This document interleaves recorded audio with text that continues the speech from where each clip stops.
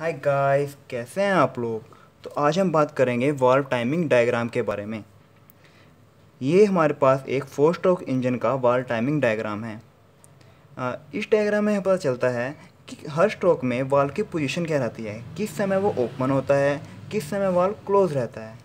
तो आइए सबसे पहले हम इस डायग्राम के डिटेल के बारे में जान लेते हैं। ये जो शॉर्ट फॉर्म लिखी हुई हैं EVO BDC, इसके बारे में हम जान लेते हैं कि इसका मतलब क्या होता है।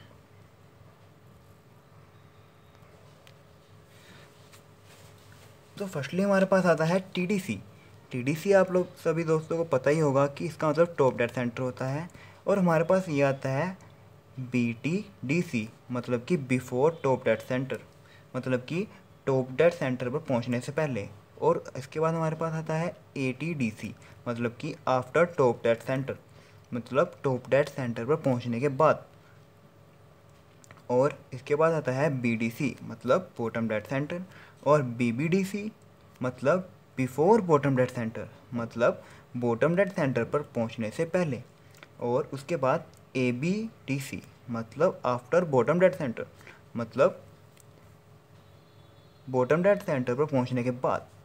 और IVC इनलेट वाल्व क्लोज, मतलब इनलेट वाल्व क्लोज है।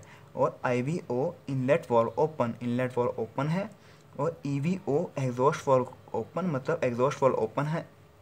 और EBC मतलब एग्जॉस्ट वाल्व क्लोज है। तो चलिए हम दोबारा डायग्राम की तरफ चलते हैं। तो अकॉर्डिंग टू दिस डायग्राम,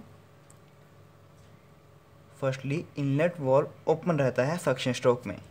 और जब ये सक्शन स्ट्रोक यहाँ से चलकर कंप्रेशर स्ट्रोक में एंटर करता है तो इनलेट वाल्व क्लोज हो जाता है। और कंप्रेशन स्ट्रोक से जब ये पावर स्ट्रोक में जाता है, मतलब टॉप डेड सेंटर पर जाता है बॉटम डेड सेंटर से, तब वाल्व की पोजीशन पर कोई फ़र्क नहीं पड़ता, मतलब इनलेट वाल्व भी क्लोज रहता है और एग्जॉस्ट वाल्व भी क्लोज ही रहता है। पर जब पावर स्ट्रोक से एग्जॉस्ट स्ट्रोक में हम जाते हैं तो एग्जॉस्ट वाल्व ओपन हो जाता है और एग्जॉस्ट वाल्व इसके बाद क्लोज हो जाता है। तो हम देखते हैं ये सब कैसे होता है। चलिए, हमारे पास सबसे पहले आता है IVO, मतलब inlet valve open. Inlet valve open कब होता है?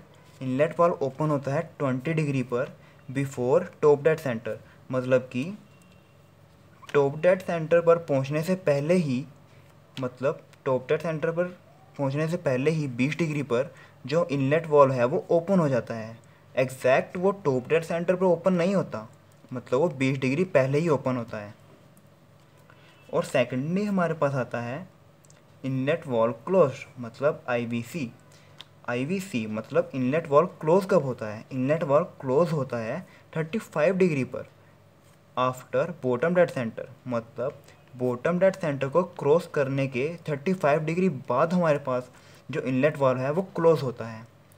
और IVO EVO मतलब exhaust valve open.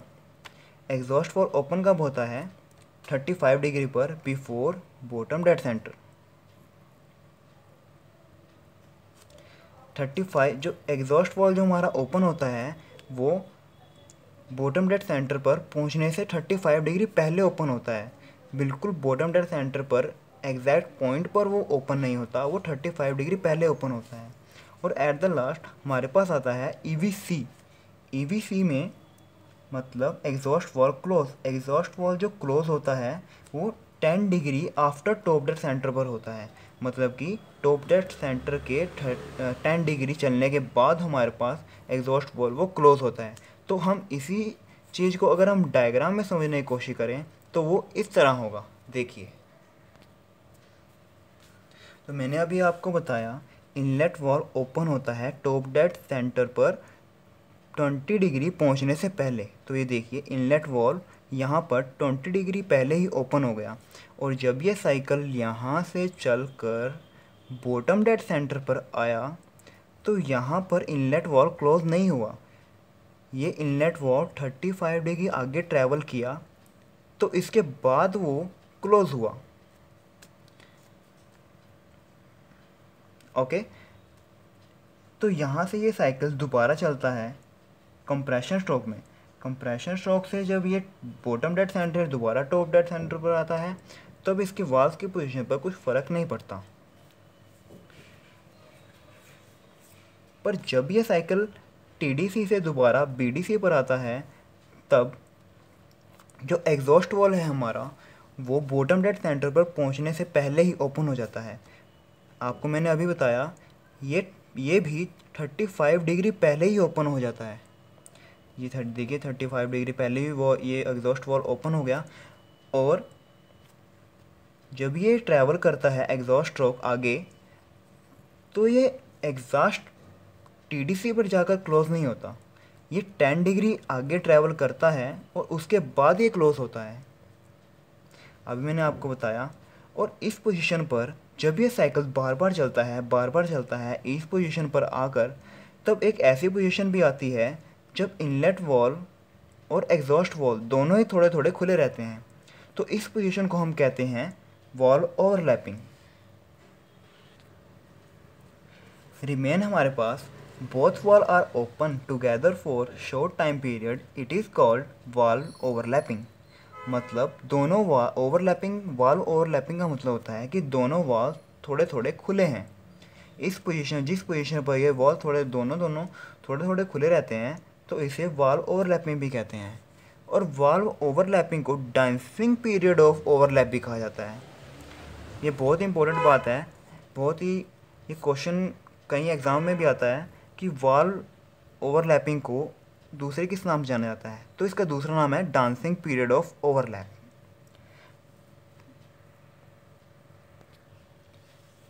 So guys, मैं उम्मीद करता हूँ आपको ये मेरी वीडियो अच्छी लगी होगी। तो अगर आपको ये वीडियो अच्छी लगी तो लाइक करें, कमेंट करें और मेरा चैनल भी सब्सक्राइब करें। अगर आपको इस वीडियो के बारे में अगर कुछ भी डाउट है तो नीचे कमेंट में ज़रूर लिखें। Okay, thank you.